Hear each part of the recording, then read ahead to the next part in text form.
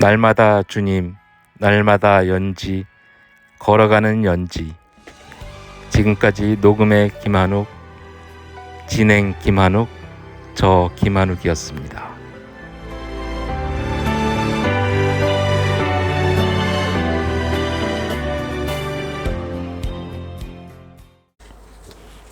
날마다 주님, 날마다 연지 9째 날입니다. 오늘 본문 바로 앞장인 사도행전 13장에는 복음을 전하는 중에 이 비시디아 안디옥에서 유대인들에 의해서 고통을 당하는 바울 일행이 등장합니다. 그곳에서 바울과 바나바는 중요한 결심을 하는데요. 13장 46절을 제가 읽겠습니다. 바울과 바나바가 담대히 말하여 이르되 하나님의 말씀을 마땅히 먼저 너희에게 전할 것이로되 너희가 그것을 버리고 영생을 얻기에 합당하지 않은 자로 자처하기로 우리가 이방인에게로 향하노라. 이것이 무슨 말입니까? 유대인들에게 먼저 복음을 전하는 것이 나의 소명이라고 생각해서 마땅히 그 일을 했는데 건건마다 이렇게 거부하고 반대하고 저항하니 나는 이제 이방인들에게 가겠다라고 대상의 전환을 선포하고 있다는 겁니다. 안디옥, 피시디아 안디옥에서 그 일행들이 이제 이고니온으로 향합니다. 지도를 보겠습니다.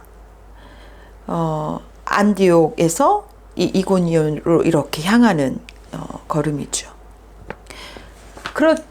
오늘 14장은 바로 이 이고니온에서 또 이제 벌어지는 일들을 다루는데요.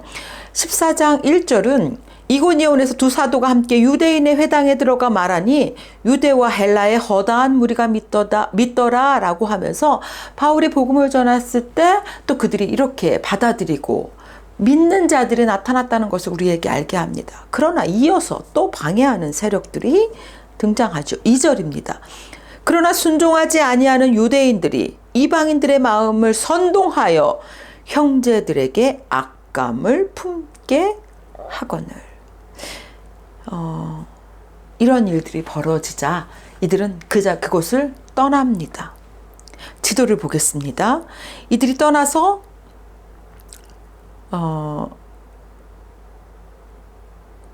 루스드라와 더베로 이렇게 향하는 걸음들을 보게 됩니다.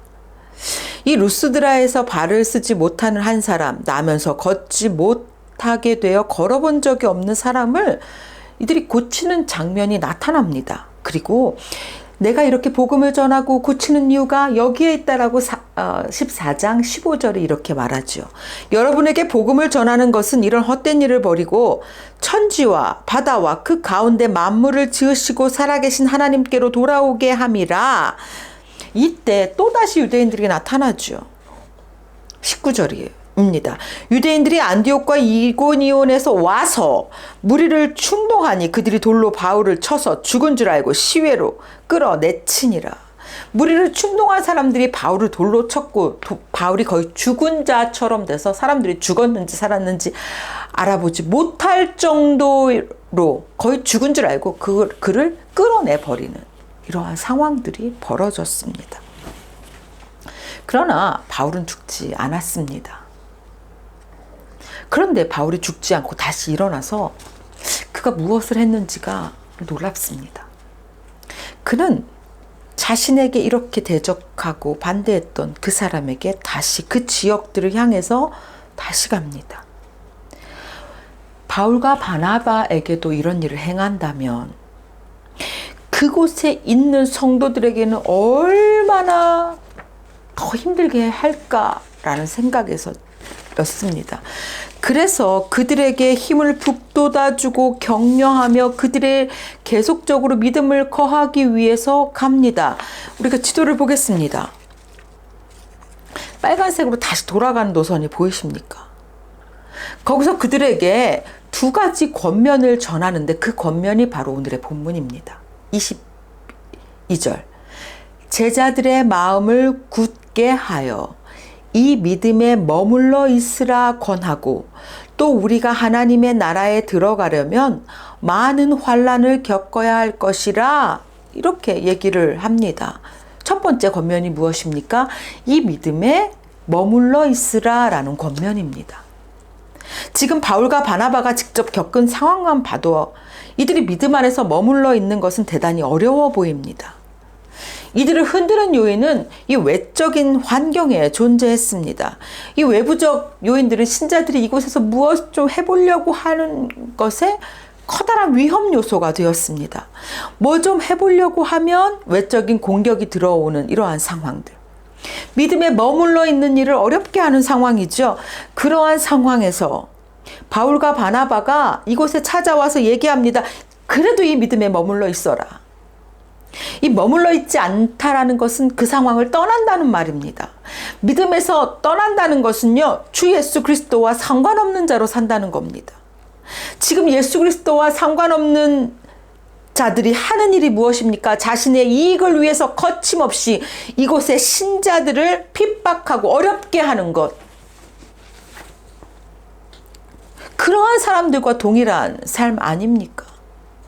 믿음에 머물러 있는 자에게서 떠나면 우리는 예수님과 상관이 없는 자로 살아가는 겁니다. 그리고 그 모습은 바울 스스로가 먼저 보이지 않았었습니까?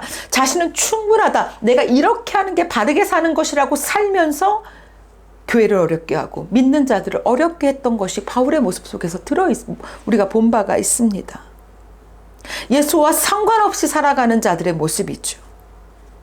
이들을 박해하고 실족하게 만드는 자가 되는 것, 믿음에서 떠난 자들입니다. 이 믿음에 머물러 있으라는 권면을 우리가 무겁게 받아야 할 필요가 바로 여기에 있죠. 두 번째입니다. 우리가 하나님 나라에 들어가려면 많은 환난을 겪어야 할 것이라는 권면이죠. 지금 누구보다도 환난 때문에 고통당하는 성도들에게 바울은 애둘러 평안을 전하지 않습니다. 그 환난이 하나님 나라에 들어가는 성도의 길이라면 피하지 말고 감당하라고 말합니다. 이들은 자신이 당하는 환난에 물음표가 생겼을 것입니다. 부활하신 그리스도, 생명 되신 예수 그리스도를 믿는 믿음 안에 내가 들어왔는데 환난이라니요. 이런 생각 들었을 것입니다. 그러나 그들은 바울을 통해 또한 분명히 알게 되었을 것입니다. 교회의 핍박자 바울. 이 바울이 예수 그리스도의 충실한 증인인 사도가 되는 이 영광은 주를 위한 복음을 위해서 고난받았기 때문에 주어진 영광이라는 그것이라는 겁니다. 우리 주 예수 그리스도께서 영광 중에 하나님의 우편에 앉아 계신 것, 이것은 십자가의 고난을 감당하셨기 때문이죠. 이 권면을 마음에 담으십시오. 지금 성도이기에 겪는 고난이 있다면 감사하십시오. 날마다 주님, 날마다 연지, 걸어가는 이 연지 9째 날. 권면을 무겁게 받고 걸어가는 연지의 의미를 기억해야 합니다. 두 가지 권면. 이 믿음에 머물러 있으라. 하나님 나라에 들어가려면 많은 환난을 겪어야 할 것이다. 라는 이 권면을 무겁게 받으십시오. 7월 11일 금요일입니다. 권면을 무겁게 받고 걸어가는 연지 되시기를 축복합니다. 우리 오늘의 말씀 함께 외쳐볼까요? 권면을 무겁게 받고 걸어가는 연지. 아멘. 다음 주에 뵙겠습니다. 날마다 주님, 날마다 연지.